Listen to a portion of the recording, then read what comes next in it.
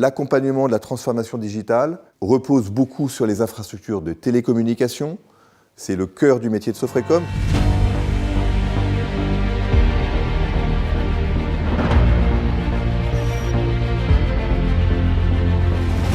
Les perspectives, aujourd'hui on est arrivé à un stade où les infrastructures de digitalisation des paiements sont assez développées ou en cours de développement grâce beaucoup aux régulateurs qui ont favorisé l'émergence de ces nouveaux moyens de paiement.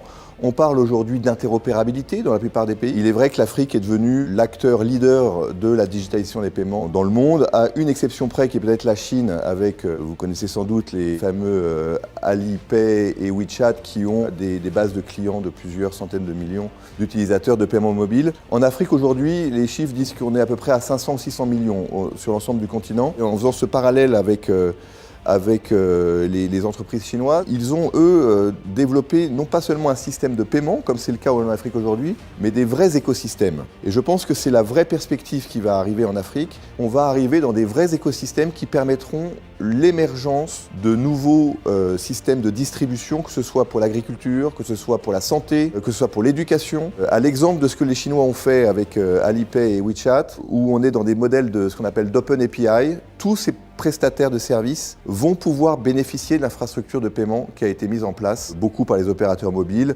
et par des opérateurs tiers et par les gouvernements, pour pouvoir justement transformer des systèmes qui ne sont que des systèmes de paiement vers des vrais écosystèmes qui facilitent les échanges dans ces pays.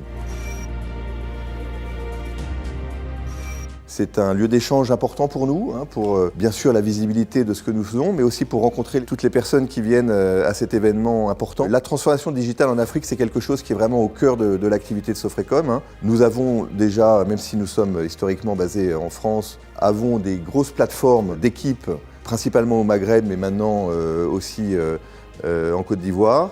L'accompagnement de la transformation digitale repose beaucoup sur les infrastructures de télécommunications. C'est le cœur du métier de Sofrecom. Je vous rappelle que nous sommes un cabinet de conseil qui existe depuis 50 ans, spécialisé dans le monde des télécoms.